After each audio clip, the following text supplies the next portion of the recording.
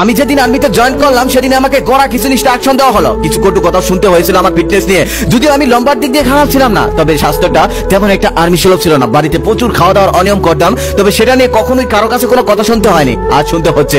এবার ইনস্ট্রাকশনের পয়েন্টগুলো এখানে তুলে ধরি। নাম্বার 1, নিজের মোবাইল ফোন জমা রাখতে হবে। 3 মাস ট্রেনিং, এর মধ্যে একটা বারো মোবাইল ফোন চাওয়া যাবে না। নাম্বার 2, অফিসার যা বলে তাই শুনতে হবে। যদি অফিসার বলে পাহাড়ের উপরে উঠে যাও আর সেখান থেকে লাফ দিয়ে পড়ে মরে যাও, তাই করতে হবে, কোনো কথা বলা যাবে না। নাম্বার 3, বাড়িতে বারবার ফোন করার জন্য রিকোয়েস্ট করা যাবে না, এমনকি বাড়ি থেকে আসা কলও কোনো জরুরি কল না হলে সেটা তোমাকে দেওয়া হবে না। ট্রেনিং এর সময় এসব নিয়ে কখনোই কোনো কমপ্লেন করা যাবে না। নাম্বার 4, অসুস্থ হওয়া যাবে না। নাম্বার 5, অজুহাত নামক হাতটা আজকে কেটে ফেলতে হবে। আমার জন্য আলাদা আরো একটি ইনস্ট্রাকশন দেওয়া হলো, সেটা হলো প্রত্যেক দিন 200 টাকা করে পুশ আপ দিয়ে অফিসারকে রিপোর্ট করতে হবে, তাও আবার 1 ঘন্টার ভিতরে। অনেক কথাই হলো, এবার আমার পরিচয়টা দেই। আমার নাম তারিফ, থাকি যাত্রাবাড়ি। আমরা 2 ভাই, আমি ছোট, বড় ভাই অলরেডি আর্মিতে আছে, বর্তমানে সোমালিয়াতে আছে। তাই আর্মিতে কিভাবে আসলাম সেটা না বললেও চলবে, আশা করি বুঝতে পেরেছেন। তবে এখানে আসার জন্য নরিনের আলাদা একটা তাগিদ ছিল। নরিনকে সেটা নিয়ে পরে কথা বলি, আগে কাজের কথায় আসি। কথা ছিল প্রত্যেকদিন 200 টাকা করে পুশ আপ দিতে হবে। তবে আজকে প্রথম দিন আমি 30টা দিয়ে উপকার আর নড়তে পারছিলাম না। কথা ছিল 200টা পুশ আপ দিলে আজকে দুপুরে খেতে পারবো। 200টা পুশ আপ দিতেও পারলাম না, সেদিন আর দুপুরে খেতেও পারলাম না। অবশ্য রাতে খাবার পেয়েছিলাম, তারপরের দিন আবার পুশ আপ। তবে আজকে 10টা দিয়েই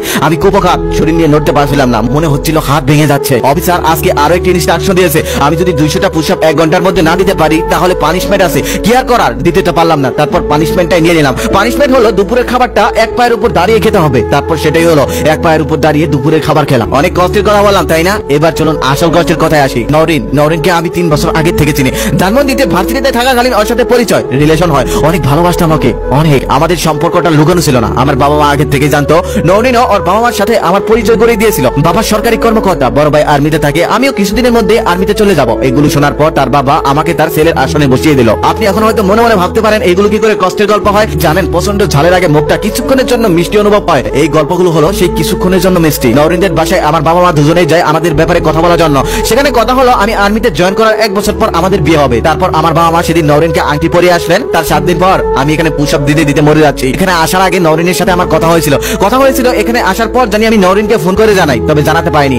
জাস্ট বাড়িতে একটু ফোন করে জানিয়েছিলাম আমি এখানে এসেছি। এই পর্যন্তই। 1 সপ্তাহ কেটে গেল, তবে কোনো পানিশমেন্টে আমার ডেভেলপ হচ্ছে না। একদিন হঠাৎ অফিসার জিজ্ঞেস করলো প্রেম করো নাকি? আমি সোজা বলে দিলাম না। অফিসার তখন আবার জিজ্ঞেস করলো সত্যি করে বলো, যদি সত্যি না বলো তাহলে কিন্তু আরো 100 পুশ আপ বাড়িয়ে দেবো। তখন আমি বললাম প্রেম করি না, তবে আমার একটা মেয়ের সাথে বিয়ে ঠিক। অফিসার তখন বললো মেয়েটার নাম কি নরিন? আমি তখন অবাক হয়ে তার দিকে তাকিয়ে রইলাম। আমি মনে মনে ভাবলাম সে কি করে জানলো। তারপর অফিসার আমার দিকে তাকিয়ে মুসকি মুসকি হাসতে লাগলো আর বলতে লাগলো যদি প্রত্যেকদিন 200টা পুশ আপ দিতে পারো তাহলে নরিনের সাথে 200 সেকেন্ড করে কথা বলতে দেবো। যদি 200টার একটাও কম হয় তাহলে সময় কাউন্ট হবে না, আর যদি বেশি হয় তাহলে বেশি সময় কাউন্ট হবে। 200 সেকেন্ড মানে হচ্ছে 3 মিনিট 20 সেকেন্ড। তারপর আমি চিৎকার করে ইয়েস স্যার বলে পুশ আপ দিতে শুরু করলাম। সেদিন আমি অনেক কষ্টে 79টি পুশ আপ দিয়েছিলাম। সেটা ছিল আমার জীবনের সর্বোচ্চ রেকর্ড। 1 মাস ধরে আমি এই সেশনে আছি, পাশাপাশি আরো ট্রেনিং করছি। তবে আগের থেকে পুশ আপ কিছুটা হালকা হয়ে গেছে, এখন মোটামুটি ভালোই দিতে পারি। যদিও 200 দেওয়ার আগেই আমার স্ট্যামিনা শেষ হয়ে যায়। 2 মাস পর আমার সেই শুভক্ষণ আসলো, যেদিন আমি প্রথম 200টা পুশ আপ দিলাম। সেদিন আমি আনন্দে তালে বেতালে অফিসারকে জড়িয়ে ধরেছিলাম, কারণ নরিনের সাথে কথা বলার জন্য অফিসারের ঘড়িতে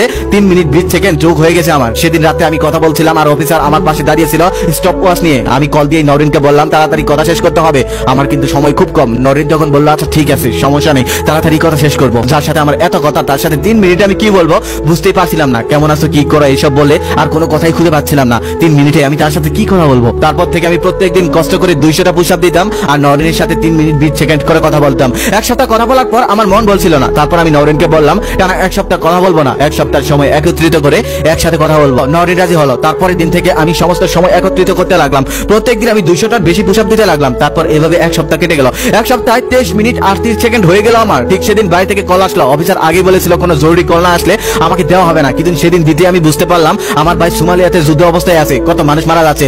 আজকে বুঝি খুব খারাপ একটা সংবাদ শুনতে যাচ্ছি। তারপর আমি ফোনটা নিয়ে দেখলাম না, ভাইয়ের কিছু হয়নি, তবে নরিন অ্যাক্সিডেন্ট করেছে। আমার ভাই আমার জন্য 3 দিনের ছুটির ব্যবস্থা করেছে। আমার এখনই বাড়িতে যেতে হবে নরিনকে দেখতে। আমি সাথে সাথে রওনা দিলাম বাড়ির উদ্দেশ্যে। তবে আমি বাড়িতে যাওয়ার আগে নরিন হসপিটালে মৃত্যুবরণ করেছে। রেপ এন্ড মার্ডার কেস, তাও আবার দিনে দুপুরে বাসের মধ্যে। নরিনের কথা অনুযায়ী যাত্রাবাড়ি সমস্ত যাত্রী নামিয়ে দেওয়ার পর নরিনকে বলা হয়েছিল আপনি একটু পরে নামুন, ধীরস্থে নামতে পারবেন। তবে সমস্ত যাত্রী নামার পর তাকে নামতে দেওয়া হয়নি, দরজা বন্ধ করা হয়েছিল। 3 দিন ছুটি আর কাটাতে ইচ্ছে করলো না, বাড়িতে থাকতে পারছিলাম না। 2 দিনের দিনই আবার ক্যাম্পে ফিরে আসলাম। আসার পরে অফিসার আমাকে জিজ্ঞেস করলো নরিনের কি অবস্থা। আমি কিছুই বলতে পারলাম না। পরে সন্ধ্যায় অফিসারের ক্যাম্পে গিয়ে অফিসারকে বললাম আপনার ঘড়িটা দিন। অফিসার ঘড়িটা দিয়ে দিলেন। এই প্রথম তিনি সাথে আসলেন না। আমিও নির্ভয়ে সেখান থেকে বের হয়ে আসলাম। সেখান থেকে বের হয়ে এসে একটা নির্জন জায়গায় গিয়ে বারবার আমি নরিনকে কল দিতে লাগলাম আর অভাস থেকে বলতেছিল নাম্বার বন্ধ আছে। আমার 23 মিনিট 38 সেকেন্ড আর ঘোরায় না।